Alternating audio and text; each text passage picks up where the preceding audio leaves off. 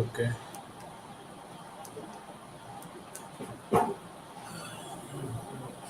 નમસ્કાર વિદ્યાર્થી મિત્રો, ફરી એક વખત યુટ્યુબના માધ્યમ દ્વારા ઇગ્નો ઇન્દિરા ગાંધી નેશનલ ઓપન યુનિવર્સિટીમાં MEC 002 માસ્ટર ડિગ્રીના મેક્રો ઇકોનોમિક્સના પેપરમાં આપ સર્વેનું હાર્દિક સ્વાગત છે.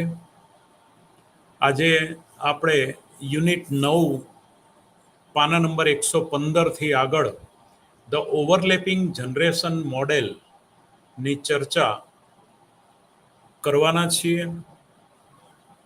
આમાં મુખ્યપણે એનો ઓબ્જેક્ટિવ એ છે, હેતુ, કે the standard 2 period overlapping generation model with production, ઉત્પાદન સાથેના બે પેઢી વચ્ચેના જે ઓવરલેપિંગ જનરેશન છે એની ચર્ચા, the concept of dynamic efficiency and examine whether the dynamic efficiency property holds for an overlapping generation economy, એટલે એની એફિશિયન્સી અંગેની, કાર્યક્ષમતા અંગેની ચર્ચા, the role of social security system, સામાજિક સુરક્ષા અંગેની જે પદ્ધતિ છે એની પણ ચર્ચાની વાત બે ઓવરલેપિંગ જનરેશન વચ્ચેની આપણે કરવાના છીએ. તો એની અંદર ખાસ કરીને ઓવરલેપિંગ જનરેશનમાં એક જે જનરેશન ટી ટાઈમમાં બોર્ન થયેલી છે એ T+1 ટાઈમમાં ઓલ્ડ થાય છે, અને T+1 ટાઈમની જનરેશન જે બોર્ન થાય છે એ T+2 ટાઈમમાં ઓલ્ડ થાય છે. એટલે T+2 અને ટી એ બંને ટાઈમ વચ્ચેની જનરેશન એ T+1 ટાઈમની જનરેશન એ ઓવરલેપિંગમાં આપણે ગણીએ છીએ.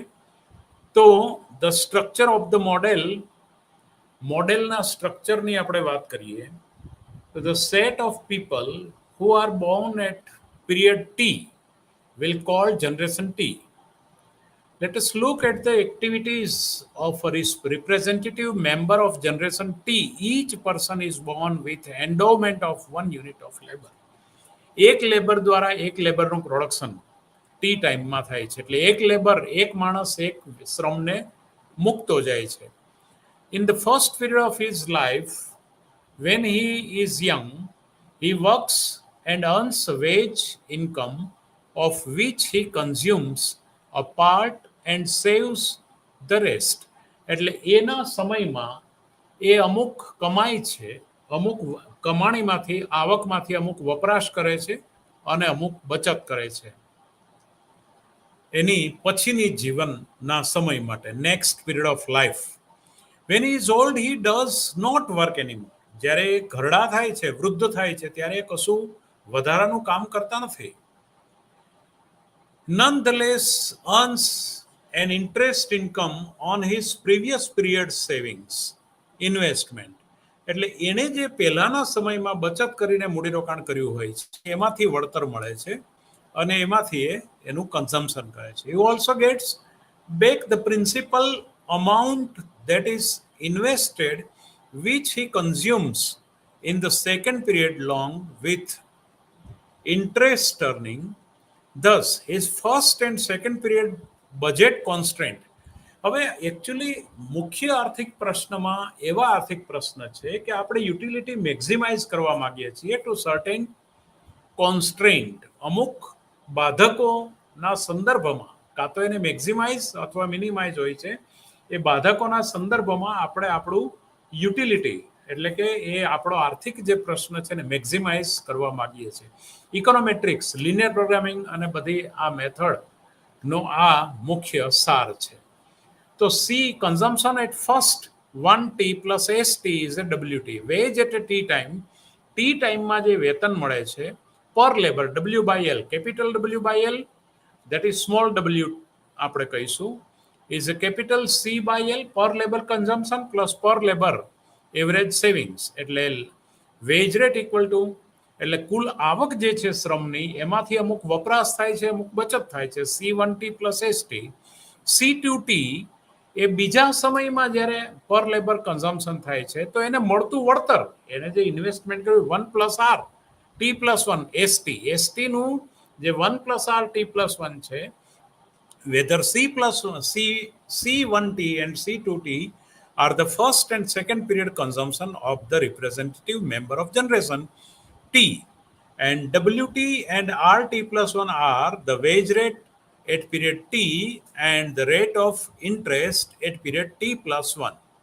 એટલે ટી અને T+1 સમયમાં એનો વેજ રેટની વાત છે. The representative member maximizes his 2 period utility function, એટલે કે બે ગાળાના તુષ્ટિગુણ વિધેયની વાત UC1T C2T સબ્જેક્ટ ટુ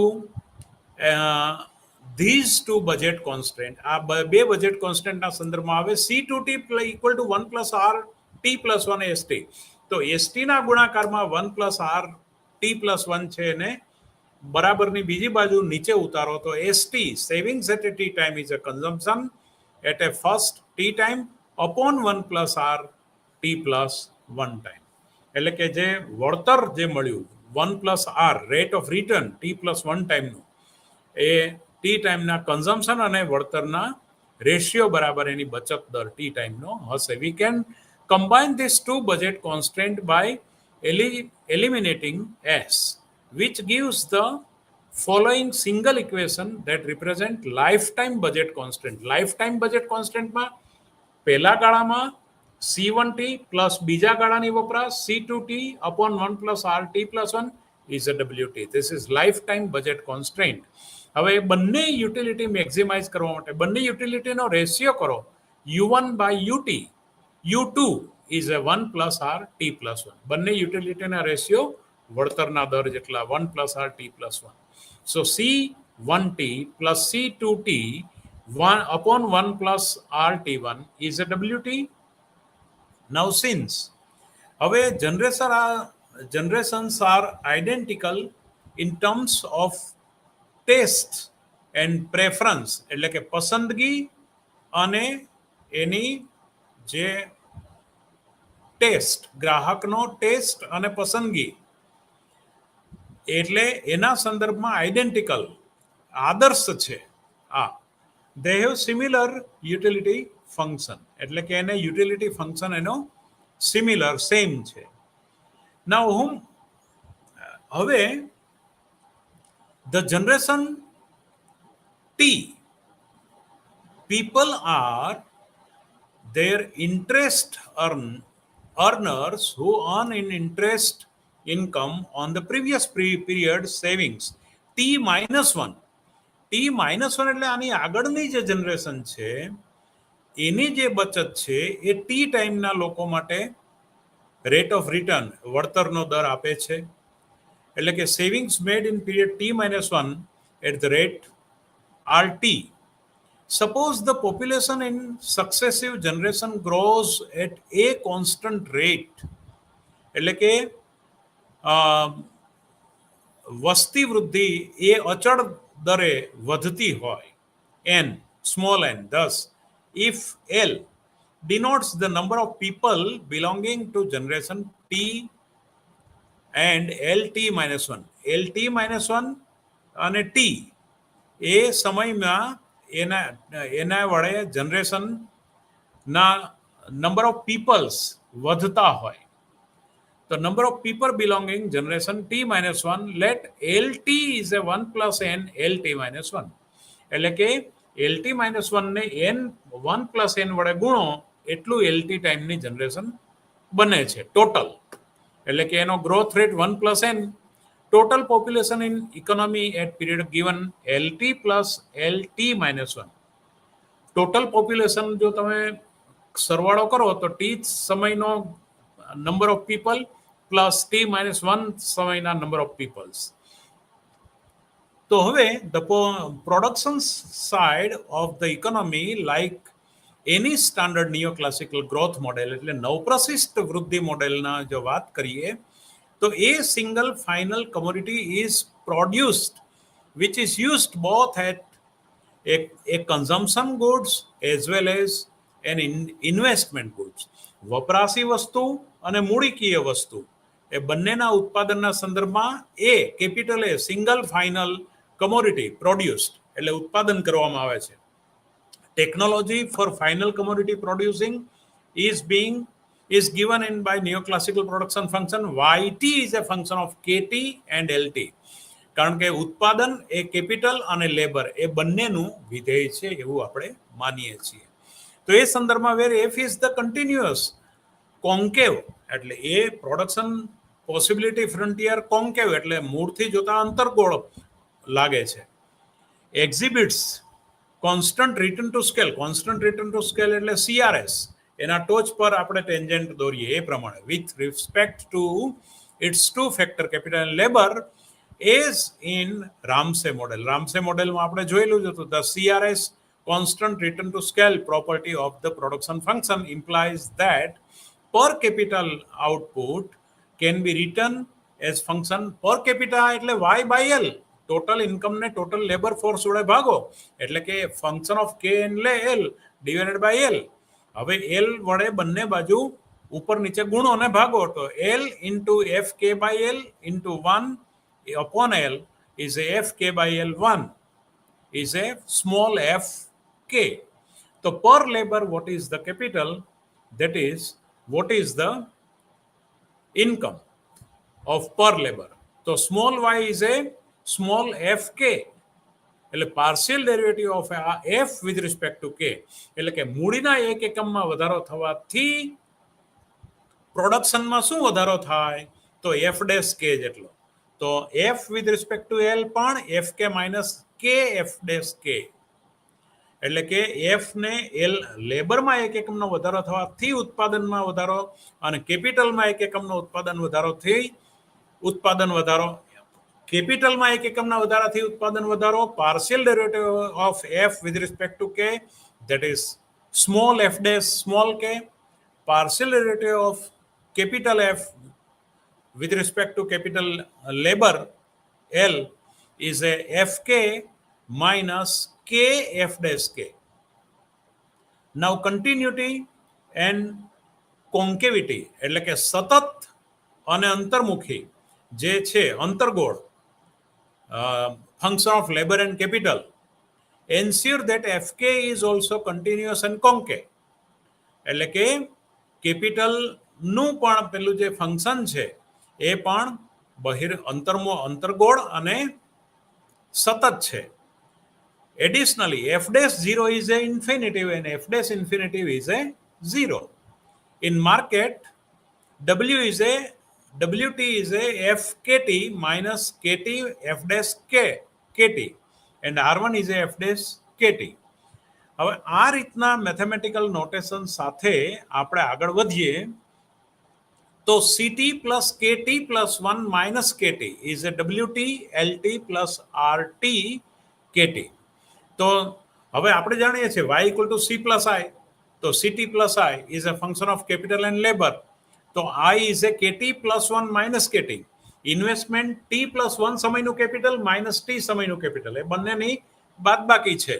તો KT plus 1 is a WT LT and KT that is RTKT plus RTKT that is FLK function of capital and labor at a T time is a WTLT એટલે કે વેતન દર પર labour ગુણ્યા total labour at a T time અને વળતર of capital RT into total capital at a T time. That is FLTKT is a WTLT plus RTKT. We can write the above saving investment equation condition CT KT plus 1 minus KT એટલે કે T સમયની વપરાશ વત્તા T plus 1 સમયની મૂડી minus T સમયની મૂડી એટલે કે C plus I is WTLT plus RTKT.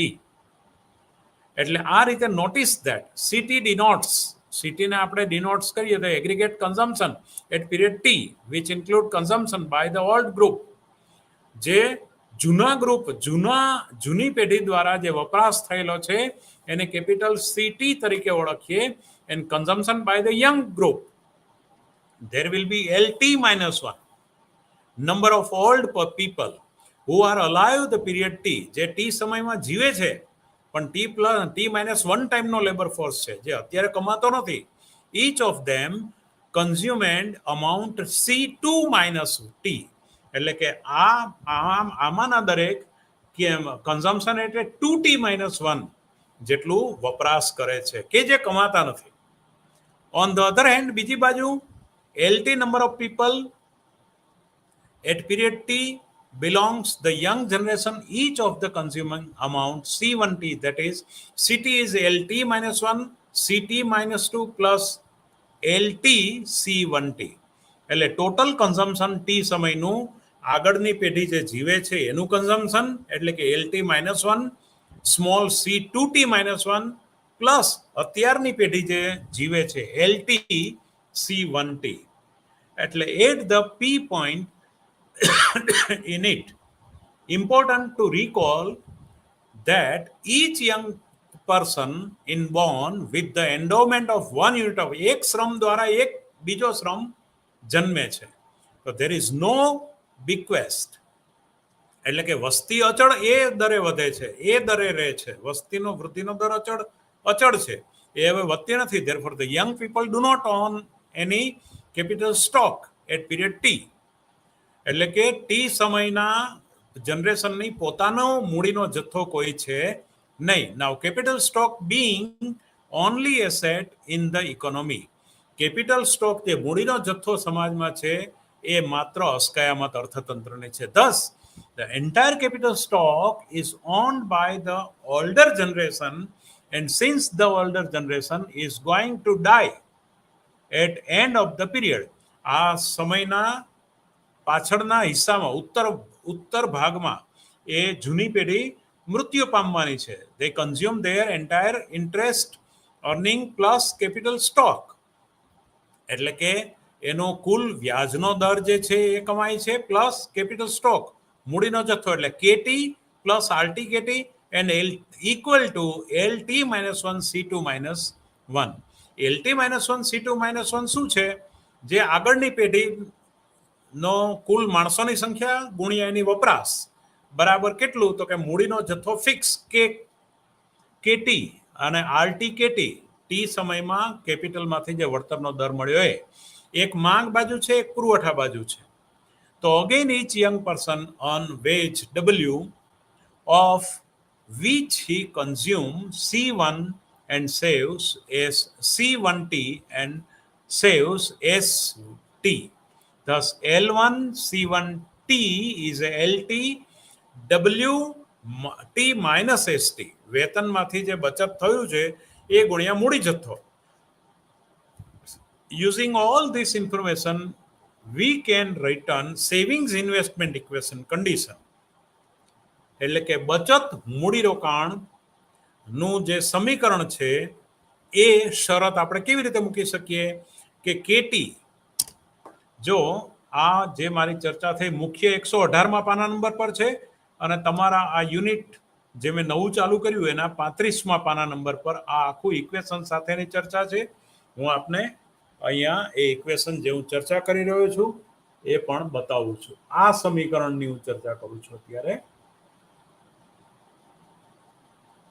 તો એ સમીકરણ શું કહે છે કે KT પ્લસ RTKT, ટી સમયનું મૂડી વત્તા એનું વળતર અને મૂડી વત્તા ટી સમયનું લેબર અને વેતનમાંથી બચત બાદ વેતન દર ભાગ્યા માઇનસ બચત દર WT minus ST, small WT small ST ની વાત છે, પ્લસ T+1 સમયનું કેપિટલ અને માઇનસ ટી સમયનું કેપિટલ. એટલે કે T+1 સમયનું કેપિટલ ઉમેરો અને T+T સમયનું કેપિટલ બાદ કરો એટલે જે તે સમયનું મૂડીરોકાણ આવે. બરાબર? એટલે એ મૂડીરોકાણની વાત છે KT RTKT, KT plus RTKT plus LT, એટલે લેબર અને કેપિટલનું વળતર, બચત અને વેતન દર બંનેને આપણે સાંકળી લીધા. Is A WT-LT plus RTKT, એટલે કે ટી સમયનું લેબર ગુણ્યા એનું વેતન દર પ્લસ કેપિટલ ગુણ્યા એનો વળતરનો દર, એ બરાબર થાય. સિમ્પ્લિફાઈંગ, હવે એને પણ જો સિમ્પ્લિફાઈંગ કરીએ તો KT plus 1 is LT SWKT RT, એટલે KT પ્લસ 1 બરાબર SWKT RKT plus 1 upon 1 plus N. આ રીતનું સમીકરણ તમને મળશે. નાઉ the ratio of DKT plus 1 upon DKT, એનો અર્થ કે ટી સમયનો કેપિટલ લેબર રેશિયો માં 1 એકમનો ફેરફાર થાય તો ટી પ્લસ 1 સમયના કેપિટલ લેબર રેશિયોમાં એટલે રેશિયોમાં શું ફેર પડે, એટલે કે derivative of KT plus 1 upon DKT, એટલે કે DKT પ્લસ 1 અપોન DKT, એટલે ટી સમયના કેપિટલ લેબર રેશિયોના ચેન્જ થી કે ટી પ્લસ 1 સમયમાં શું ફેર પડે, તો SW સાદું રૂપ જ ડાયરેક્ટ બોલું છું, છેલ્લું સમીકરણ minus KT F double dash KT upon 1 plus N minus ST F double dash KT plus 1. હવે અહીંયા નોંધવાની બાબત એક છે કે as yet we do not know the signs of SW and SR, hence we cannot say whether the KT plus 1 line is positively sloping or negatively sloping. એટલે કે વેતન SW અને SR વળતરમાંથી થતી બચતનો દર અને વેતનમાંથી થતો બચતનો દર એ આપણે જાણતા નથી. એટલે KT પ્લસ 1 લાઈન પોઝિટિવ હશે કે નેગેટિવ એ આપણે જાણીએ નહીં. એટલે કે SW વેતનનો બચતનો દર 0 અને 1 ની વચ્ચે હશે. પૂરેપૂરું વેતન વાપરી નાખતા નથી કે પૂરેપૂરું વેતન બચાવી દેતા નથી, એટલે કે એનો બચત દર 0 અને 1 ની વચ્ચે હશે. એનો અર્થ કે SR however is ambiguous since the increase in R implies that relative price of the future consumption in terms of current consumption falls. એટલે કે ભવિષ્યના વપરાશનો સાપેક્ષ ભાવો ઉપર આધાર, સાપેક્ષ ભાવોના પ્રમાણમાં ભવિષ્યની વપરાશનો દર આધાર રાખે છે. ઇન કરંટ હાલની વપરાશ એ ભવિષ્યની વપરાશની સાથે સાપેક્ષ ભાવો પર આધાર રાખે છે. Hence due to substitution effect, એટલે આને કારણે આખી અવેજી અસર ઊભી થાય. કરંટ કન્ઝમ્પશન શુડ ફોલ, એને કારણે હાલની વપરાશ ઘટે છે. which means that with unchanged wage rate, જો વેતન દરમાં કોઈ બદલાવ ન થાય, અચળ હોય, તો સેવિંગ્સ વુડ રાઇઝ, અચળ વેતન દરે બચત દર વધશે, કારણ કે ભવિષ્યના સાપેક્ષ ભાવો વધશે, એના સંદર્ભમાં હાલની વપરાશ વેતનમાંથી ઘટશે. એટલે એક્સ અક્ષ ઉપર તમે સ્મોલ KT માપો, વાય અક્ષ ઉપર સ્મોલ KT પ્લસ 1 માપો, એટલે કે ટી સમયનો કેપિટલ લેબર રેશિયો અને વાય અક્ષ ઉપર ટી પ્લસ 1 સમયનો કેપિટલ લેબર રેશિયો. તો KT રેખા એ તમને આમ પેલા એ ઢાળ એ પેલા અમુક પ્રકારની બની અને પછી વળી પાછી અંદરથી વળેલી માલુમ પડશે, એટલે ઉત્પાદન રેખા જેવી આવશે. Where rate of return is less than 0, કેપિટલનું રિટર્ન જે છે એ લેસ ધેન 0 હોય તો શું, અને ગ્રેટર ધેન 0. કોન્સિક્વન્ટલી જો ઇન્કમ ઇફેક્ટ તમારી અમુક પ્રકારની હોય તો વળતર બચતનો વળતરમાંથી જે દર છે એ ક્યારે લેસ ધેન 0 હશે અને ક્યારે ગ્રેટર ધેન 0 હશે એની સરસ વાત કરી છે. વેધર કરંટ કન્ઝમ્પશન ઇન્ક્રીઝ, જ્યારે ચાલુ વપરાશ વધે છે, due to an increase in R, એનું વળતર વધે, એને કારણે ચાલુ વપરાશ વધે, depend crucially on whether the income effect dominates the substitution effect. એટલે કે આવક અસર અવેજી અસરને ડોમિનેટ કરે છે કે નહીં, એને કવર કરી લે છે કે નહીં, એની ઉપર પ્રભાવશાળી આવક અસર છે કે અવેજી અસર, એના ઉપર છે. ધારો કે આવક અસર પ્રભાવશાળી હોય તો વળતરના દરને કારણે વપરાશ વધે. If the income effect dominates the substitution effect then C rises, વપરાશ વધે છે, એન્ડ કોન્સિક્વન્ટલી અને પરિણામે વળતર જે છે બચતનો વળતરમાંથી થતી બચત લેસ ધેન 0, એ 0 કરતા નાની થાય છે જો આવક અસર પ્રભાવી બને તો. બીજી બાજુ જો અવેજી અસર પ્રભાવી બને, જો substitution effect dominates the income effect, then C consumption per labour falls, તો એ ઘટે છે. જો અવેજી અસર પ્રભાવક હોય તો વપરાશ પર લેબર એટલે કે વપરાશ દર ઘટે છે અને પરિણામે એસઆર ઇઝ ગ્રેટર ધેન 0, એટલે મૂડીનો વળતરમાંથી બચત દર શૂન્ય કરતા વધે છે, એટલે બચત દર વધે છે. We shall assume here that later holds, that is SR is greater than 0. Under this assumption, આ ધારણા નીચે KT+1 line is positive sloping. આ ધારણા હેઠળ જે KT+1 સમયના કેપિટલ પર લેબર ની જે રેખા જે છે હકારાત્મક ઢાળવાળી હશે. We still do not know the curve of this. આની જે કર્વ જે છે એ curvature of the line depending on the curvature multiple equation, multiple steady states and possible, જે આપણે આકૃતિ 9.1 તમને હું બતાવું છું એ પ્રકારની એ રેખા હશે. જુઓ, આ આકૃતિ આપણે બિલકુલ શાંતિથી જોઈએ. અહીંયા મેં KT+1 માપ્યું છે, અહીંયા KT માપ્યું છે, ત્યારે આ કેટી રેખા જે છે આ પ્રકારની હશે. અહીંયા 45 ડિગ્રીની રેખા છે, 45 અંશની રેખા છે, એને અહીંયા કટ કરે છે, કટ કરીને અહીંથી ઘટે છે. આવક અસર અવેજી અસર કરતા પ્રભાવક છે.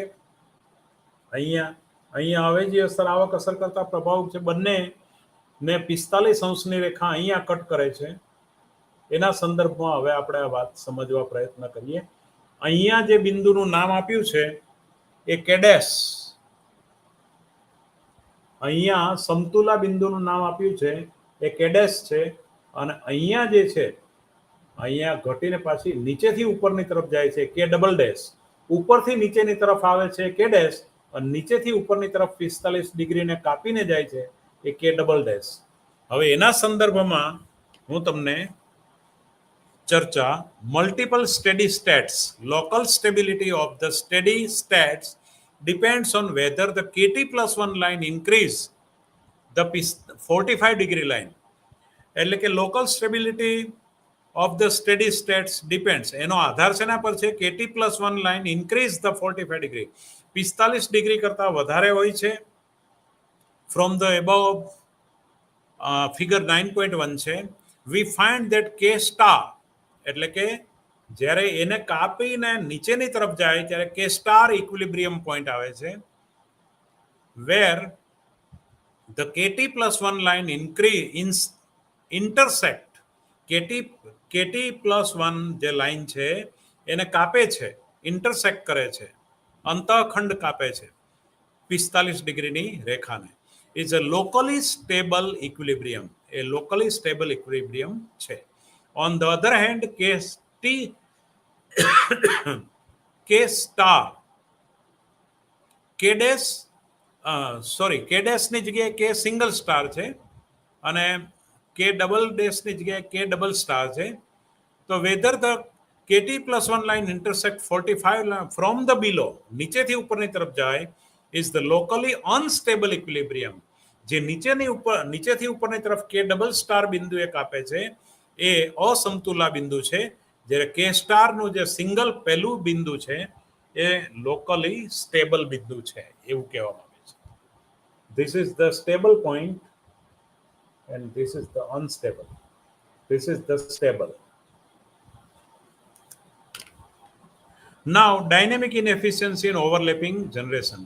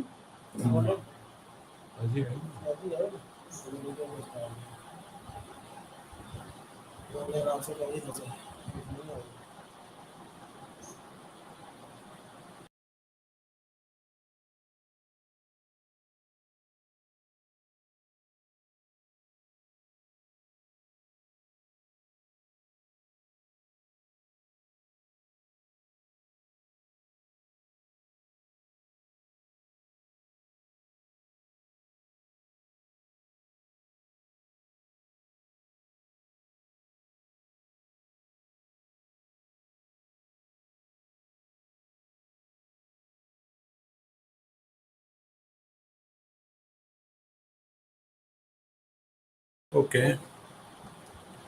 Now, the concept of dynamic efficiency is closely related to the concept of Pareto efficiency.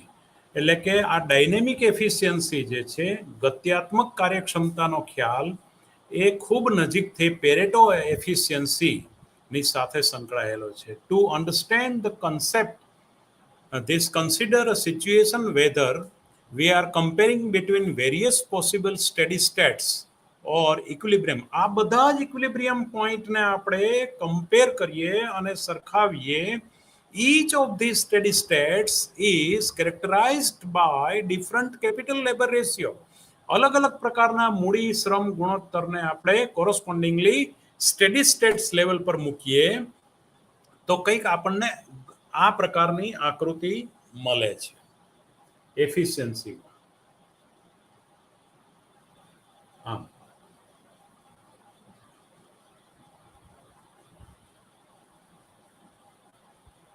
આ પ્રકારની ફિગર મળે છે. બરાબર. તો આ પેરેટો ઓપ્ટિમાલિટીની સાથે વધારે સંબંધ ધરાવે છે. એટલે એનું જે ટોપ લેવલનું બિંદુ છે કે G, that is golden rule, golden capital labour ratio, એ યાદ રાખજો વિદ્યાર્થી મિત્રો. આમાં સમજવા જેવું આટલું જ છે.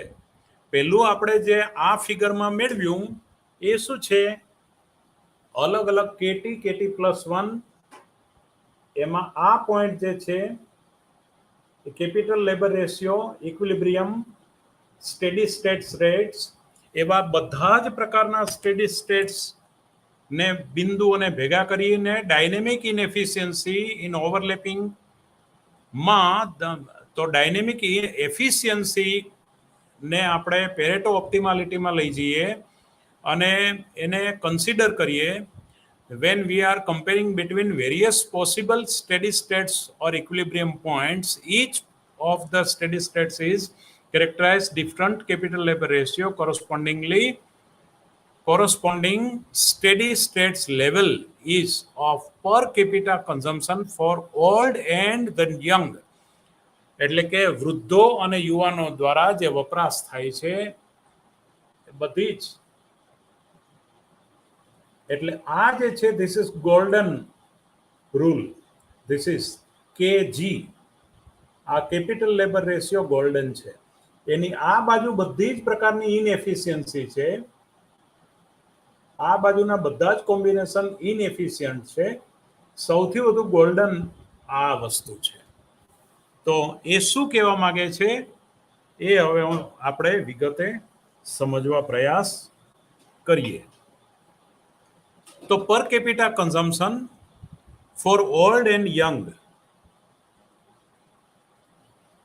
since utility depends on the consumption during youth and during old age, each of these steady states is therefore associated with the different level of steady state utility.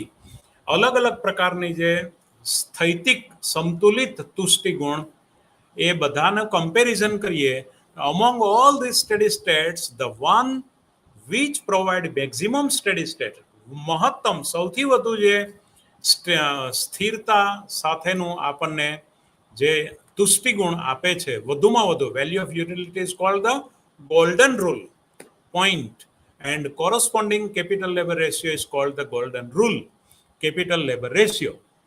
Now this point is the best possible steady states points which provide maximum lifetime utility to each person. દરેક વ્યક્તિની જીવનભરની શ્રેષ્ઠ પ્રકારનો તુષ્ટિગુણનો બિંદુ એ ગણાય. one can show that steady state utility is maximized at point whether f dash k is equal to n. Now, thus, golden rule capital labor ratio is defined by kg. મેં તમને આકૃતિમાં બતાવ્યો. Now, the f dash kg equal to n. એનું derivative જે છે capital labour રેશિયોનું golden ટાઈમનું golden રૂલનું ઇઝ ઇક્વલ ટુ n. એ વસ્તી વૃદ્ધિ એ વસ્તી પણ ઓપ્ટિમમ છે. નાઉ ફિગર 9.2 જે મેં તમને બતાવી depicts the golden rule capital labor ratio as a point which maximize the steady state utility. Now consider all the point which lies the right of the kg, right of the એટલે કે kg પછીના બિંદુઓ જે છે. Here the capital ratio is more than optimal. ઓપ્ટિમાલિટી કરતા વધારે છે. એનો બીજા શબ્દોમાં કહીએ તો ઓવર સેવિંગ્સ અથવા ઓવર ઇન્વેસ્ટિંગ.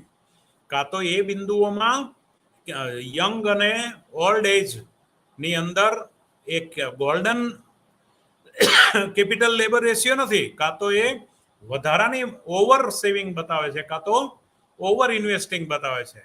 એટલે કે વર્તમાન પેઢી પોતાના વપરાશના તુષ્ટિગુણના ભોગે વધારે મૂડીરોકાણ કરી રહી છે, કાં તો વધારે બચત કરી રહી છે. એટલે એ હવે આમાં કેવું છે કે વર્તમાન પેઢીને એવું ન થાય કે અમે કશું વાપર્યા વગરના મરી ગયા કે મરી જઈશું. અમે બધું છોકરાઓ માટે જ બચાવ્યું, બધું છોકરાઓ માટે જ કર્યું, અમે તો કશું ખાધું પીધું નહીં. પોતે પણ મેક્સિમમ યુટિલિટી મેળવે અને ભાવિ પેઢીના ભોગે નહીં, ભાવિ પેઢીને પણ મળે. એટલે ન તો ઓવર સેવિંગ ન તો over investing. Golden rule of capital labour ratio. If instead of savings people consume a part of their savings in first period of their life, then the capital labor ratio will fall. પેલી બાજુ જમણી બાજુ જાય તો પણ એ optimum નથી. The same time their lifetime utility will increase. એટલે કે thus all the points lying of the right of the K, the Pareto inferior to kg, one can improve the current consumption with reducing future consumption. એટલે કે જો KG થી જમણી બાજુ હોય તો પોતે પોતાનો વપરાશ ઇમ્પ્રૂવ કરી શકે, current consumption improve without reducing the future consumption. ભવિષ્યની વપરાશને ઘટાડ્યા વગર વર્તમાન વપરાશ વધારી શકે. And thus improve total life time utility. અને એને કારણે જીવનભરનું તુષ્ટિગુણ પોતે વધારી શકે છે. These points are called the dynamic inefficiency point. એટલે કે આ ગત્યાત્મક અકાર્યક્ષમ બિંદુઓ છે. એ જ રીતે કેજી થી બીજી બાજુના પણ. Now consider all the points of left. ડાબી બાજુના બધા પોઈન્ટને લો કેજી થી. He also utility level is less than kg. kg થી એનું તુષ્ટિગુણનું લેવલ ઓછું છે. પેલામાં એ ઇમ્પ્રૂવ કરી શકે છે, ઢગલો ચડી શકાય છે. પેલામાં ઢગલો ઉતરે છે તો એને પેલી બીજી બાજુ રિવર્સ ચડી શકાય છે. એટલે કે વર્તમાન પેલી વપરાશને વધારી અને ભવિષ્યની વપરાશને ઘટાડ્યા વગર પોતે પોતાનો તુષ્ટિગુણ વધારી શકે જમણી બાજુ હોય તો. ડાબી બાજુ હોય તો શું કહેવા માંગે છે? By moving to kg, one can improve the steady state value of utility. એ વધારી શકે છે. Here also utility level is less than kg. Hence by moving to kg તરફ મૂવ કરે, one can improve the steady state value of utility. એનો steady state value વધારી શકે છે. However, such a move is not costless anymore.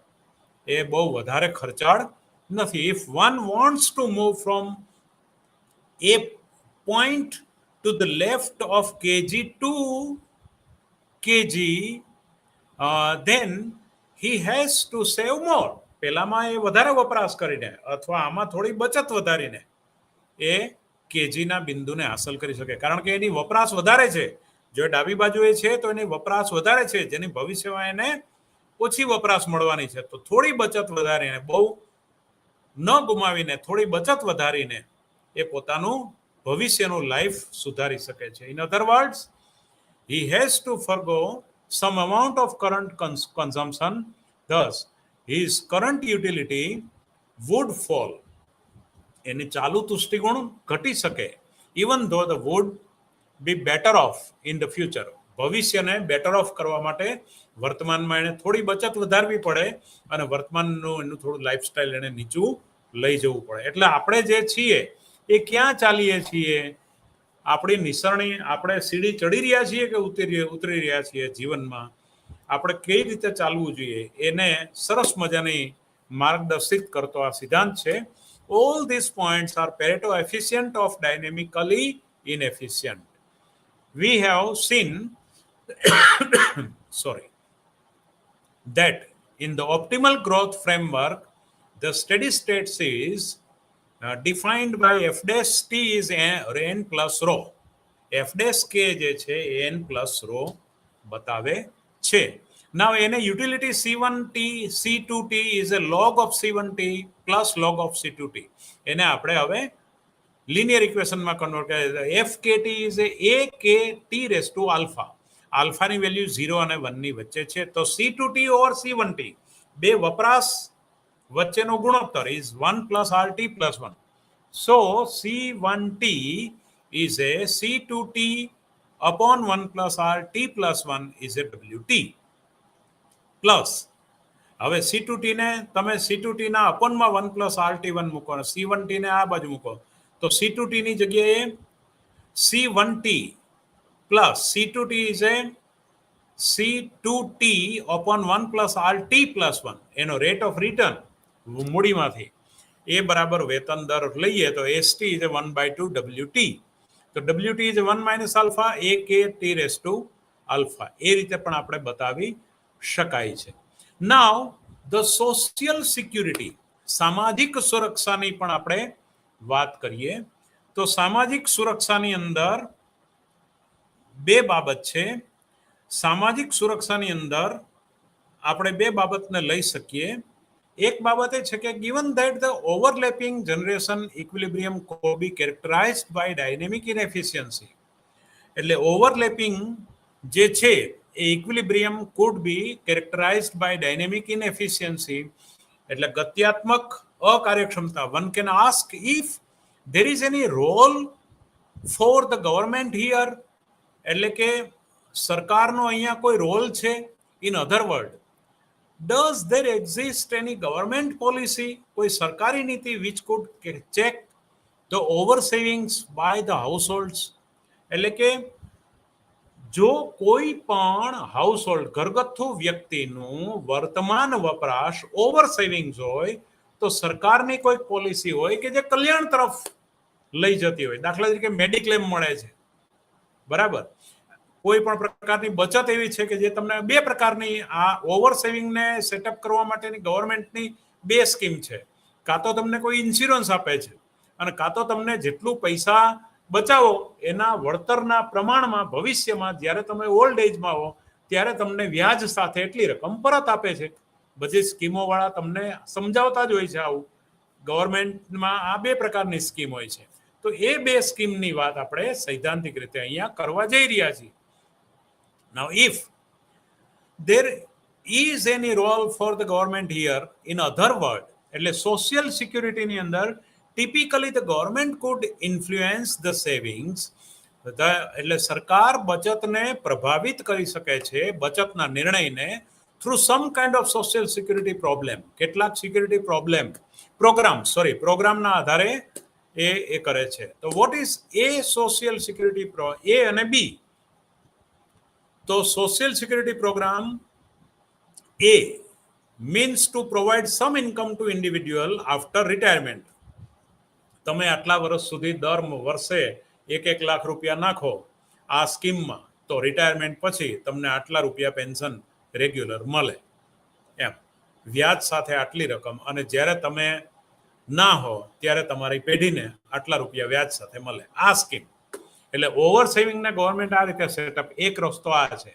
તો social security program is meant to provide some income to individual after retirement. there are usually two type of the social security program which are in value a fully funded system and pay as you go system. એક fully funded system, મેં કહી એમ વ્યાજ સાથે ભવિષ્યમાં પાછું અપાય, અને pay as you go, જે રીતે તમે જાઓ છો એ રીતે અમુક પે કરો. ધારો કે બોનસ તમારું જમા થયા કરે મેડિક્લેમમાં, દર વર્ષે તમે 20,000 રૂપિયા નાખો તો તમારા 2 જણનો કે એક બાળક 3 જણનો પરિવાર હોય તો પર હેડ મેડિક્લેમ તમને આટલા રૂપિયા, દર કોઈ પણ વર્ષે માંદા પડો તો એમ કે બીમાર પડો તો 3-3 લાખ રૂપિયાની ત્રણેયની પોલિસી મળે. હવે એ પછી પેલા 20,000 રૂપિયા ગયા ખાતે દર વર્ષે, જો માંદા ના પડો તો ગયા, એટલે એ પૈસા ગયા, પણ એ ઇન્કમ ટેક્સમાં અમુક રીતે મજરે મળે તમને. તો in a fully funded system, a stipulated amount is taken by the government from each young person period as social security contribution. સામાજિક સુરક્ષાના પ્રદાન રૂપે એ ફંડ ભેગું કરે છે સરકાર.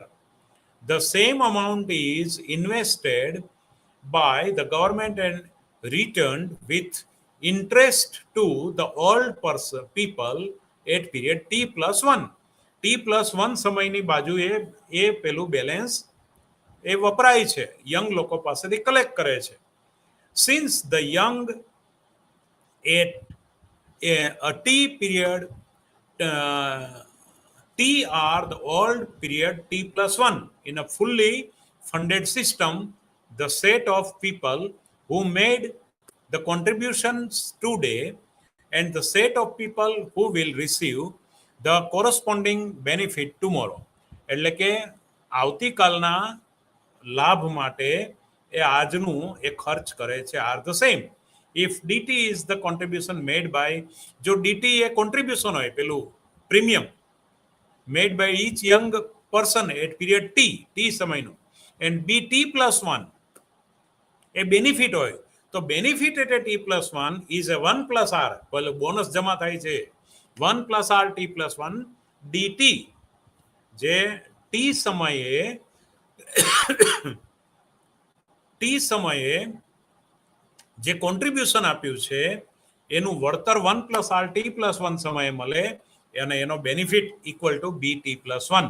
એ રીતે આખી વાત અહીંયા રજૂ કરવામાં આવે છે. In an unfunded pay as you go system, a stipulated amount is taken by the government from each young person at period T સમયે દરેક લોકો પાસેથી લે છે, એટલે કે જે કોન્ટ્રીબ્યુશન ટી સમયે આવું કેટલું 1+N વસ્તી પાસેથી આવું કોન્ટ્રીબ્યુશન ભેગું થાય, અને એનું બેનિફિટ એને પછીના સમયે મળે. બરાબર. The DT is the contribution made by each young person, જે યુવાન લોકો at T time, and BT is the benefit received by the each old person at period T. Then B, benefit, total benefit is 1+N DT. The type of social security system, એટલે કે સામાજિક જે સુરક્ષાની પદ્ધતિ છે, implications for the savings decision of young, એટલે કે યુવાન લોકોની જે બચત કરવાની જે નિર્ણય છે એના ઉપર આધારિત છે. નોટ ધેટ, એવું નોંધો કે fully funded system, the government is doing part of the savings on behalf of the individual. કોઈના પણ વ્યક્તિગત કોન્ટ્રીબ્યુશનના ભાગરૂપે ગવર્મેન્ટ એના પ્રતિનિધિ તરીકે એનું બચત એના ખાતામાં મૂકે છે, એના માટે મૂકે છે. The representative individual is effectively saving an amount equal to ST plus DT. That is, and in the next period earning and interest income equal to 1+RT plus 1 ST plus DT, since each person knows that this is amount that he would receive the next period. Next પીરિયડમાં 1+RT plus 1 ST plus DT મેળવશે, અને વર્તમાનમાં ST plus DT એ contribute કરે છે ST plus DT equal.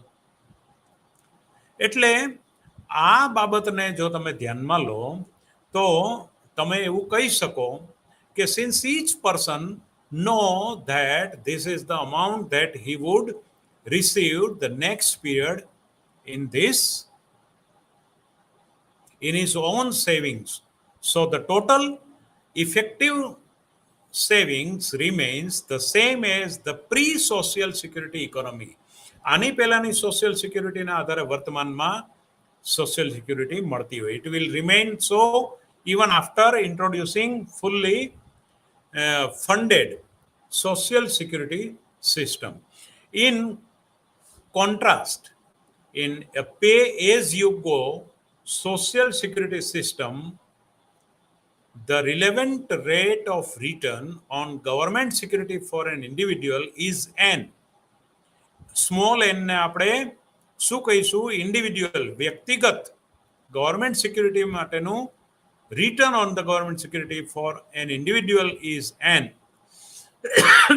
જો એ હોય, on the other and બીજી બાજુ rate of interest on capital accumulation, મૂડીની એક્યુમ્યુલેશનને કારણે, એની કાર્યદક્ષતાને કારણે એનો જે વળતરનો દર આર હોય તો R is less than L.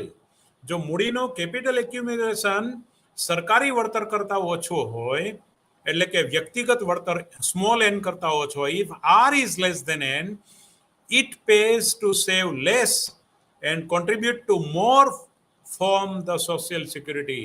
જો વધારે પૈસા મળતા હોય સોશિયલ સિક્યુરિટીના, તો લોકો એ મૂડી રોકાણમાં મૂડી કરવા અને મૂડી નાખવાને બદલે સોશિયલ સિક્યુરિટીમાં વધારે મૂડી નાખશે, કેમ કે એમાંથી એને બેનિફિટ વધારે મળે છે. Hence, if the economy was in a dynamically efficient, ગત્યાત્મક રીતે બિનકાર્યક્ષમ અર્થતંત્ર હોય, now the steady state, the pre-social security economy, એટલે કે આની પહેલાની જે સોશિયલ સિક્યુરિટી ઇકોનોમી હોય, which implies that R is indeed less than the N. ખરેખર R ઓછું હોય N કરતા, વળતર સોશિયલ સિક્યુરિટીના વળતર કરતા. ઇન્ટ્રોડ્યુસિંગ અ પે એઝ યુ ગો, એટલે કે pay as you go type of social security system will reduce private savings. એટલે કે પે એઝ યુ ગો એટલે કે તમે એનું પેમેન્ટ કરો અને આગળ વધો. પછી જો વર્તમાનમાં ટી સમયમાં એનું વળતર ના હોય તો પછી તમારે ભૂલીને ચાલવાનું. તો સોશિયલ સિક્યુરિટી આ ટાઈપની પણ બને છે. તો system will reduce private savings, એટલે કે ખાનગી બચતો ઘટે છે, એન્ડ કેપિટલ એક્યુમ્યુલેશન, એટલે કે મૂડીનો વળતર પણ ઘટે છે. As a result, economy will move the dynamically inefficient region, એટલે કે અર્થતંત્ર બિનકાર્યક્ષમ પ્રદેશમાં ડાયનેમિકલી ગત્યાત્મક રીતે પ્રવેશ કરે છે. એટલે કે સોશિયલ સિક્યુરિટીમાં અને કેપિટલ એક્યુમ્યુલેશનમાં વળતર શેમાં વધારે છે એના આધારે વ્યક્તિ આ પ્રકારનો નિર્ણય લે છે કે પે એઝ યુ ગો એમાં રોકવું કે પછી પેલામાં ઇન્વેસ્ટમેન્ટ કરવું. સોશિયલ સિક્યુરિટીમાં જે સ્થિર વળતર આપતા અસ્કયામતોમાં રોકાણ કરવું. નાવ વિદ્યાર્થી મિત્રો, આપણી પાસે હજી 4 મિનિટ છે અને યુનિટ 9 અહીંયા પૂર્ણ થાય છે. હવે યુનિટ 10 આપણે શરૂ કરી જ દઈએ છીએ, કારણ કે આપણી પાસે ટાઈમ બહુ જ ઓછો છે. હવે આપણે 3 જ મિનિટ છે, પણ આપણે અમુક, મને લાગે છે કે હવે પછીના બહુ જ ટૂંક સમયમાં આપણે આ જે છે એ ઝડપથી આપણે આમાં આગળ વધી. Money and the role of the monetary policy. વર્તમાન પેઢી અને ભાવિ પેઢીમાં મની, નાણું અને નાણાકીય નીતિનો રોલ શું હોઈ શકે? The role of money is facilitating the transaction in a standard 2-period overlapping generation model of exchange, એટલે કે વિનિમયના જે પેઢીના મોડેલ છે એમાં એક્સચેન્જ થાય છે. The role of money in facilitating the transaction standard 2-period overlapping, બે જે ટી અને T+1 સમયની પેઢી વચ્ચેના ઓવરલેપિંગમાં exchange. Why money has positive value. કાગદી નાણાને, ધાતુ નાણું, સોનાના સિક્કા અને રાણી છાપ સિક્કા હોય તો સોનું ને ચાંદીનું તો મૂલ્ય છે, પણ કાગદી નાણાનું મૂલ્ય કેવી રીતે છે અર્થતંત્રમાં? Where money is only medium of exchange. જ્યારે નાણું જ માત્ર વિનિમયનું માધ્યમ છે, ત્યારે એનો રોલ કેવી રીતે છે? આ નાણું અને નાણાકીય નીતિમાં આપણે જોવા પ્રયત્ન કરશું. અને ત્રીજી મહત્વની વાત જોવાનો આપણો હેતુ છે the role of money in a model. નાણાંનું ભૂમિકા શું છે આ મોડેલમાં? Where people derive direct utility by holding money એટલે કે નાણું પોતાની પાસે રાખવાથી એનો સીધો એનો તુષ્ટિગુણ મેળવે છે. તો એનો શું રોલ છે? તો નાણું એક વસ્તુ તરીકે શું રોલ ભજવે છે, એનો કેવી રીતે એક્સચેન્જમાં પણ એનો રોલ છે. તો આ બાબત money also serves as a secondary purpose. કઈ ફર્સ્ટ એ જે કમોડિટી મની, નાણાથી વસ્તુઓની ખરીદી થાય છે, which had a value apart their role of the medium of exchange. વસ્તુ ખરીદાય છે, આ પેપર મનીનો રોલ છે. Secondary purpose, so as money is needed to carry out any exchange, એ કોઈ પણ વિનિમયો આપે છે. It is also used as a store of value, મૂલ્યના સંગ્રાહક તરીકેનું કામ કરી શકે છે, જે વસ્તુઓ કરી શકતી નથી. એટલે positive return in nominal terms. અને the neo classical growth model પણ આપણે જોઈએ છીએ કે based on the assumption that a single final commodities hence call payment including the wage rate and the rate of interest, વ્યાજનો દર અને વેતન દર are made in terms of the final commodity. એટલે કે છેલ્લી વસ્તુ તરીકે આ મેળવાય છે. There is no money. તો in this chapter we shall see how the presence of money, નાણાંની હાજરી, affect the real decision and dynamic equilibrium, એટલે કે ગત્યાત્મક સમતુલાને આ મોડેલમાં કેવી રીતે અસર કરે છે. એ વિદ્યાર્થી મિત્રો, money and monetary policy role, the money in the overlapping generation model, એટલે કે જે ઓવરલેપિંગ T+1 અને T+2માં T+1ની જે ઓવરલેપિંગ જનરેશનમાં મનીનો રોલ શું છે, એ money in the overlapping generation model, એનું મોડેલ આપણે નેક્સ્ટ લેક્ચરમાં ખૂબ સરસ રીતે આપણે ચર્ચીશું. અત્યારે મારાથી બનતા પ્રયત્નો કરી અને મેં વર્તમાન અને ભાવિ પેઢી અને ભૂતકાળની પેઢી એની વચ્ચે ઓવરલેપિંગ જનરેશનની વાતનું મોડેલ મૂકી અને મારી ક્ષમતા પ્રમાણે મેં ચર્ચા કરવા પ્રયત્ન કર્યો છે. કંઈ પણ ક્ષતિ રહી ગઈ હોય તો ક્ષમ્ય ગણશો. Thank you. આભાર.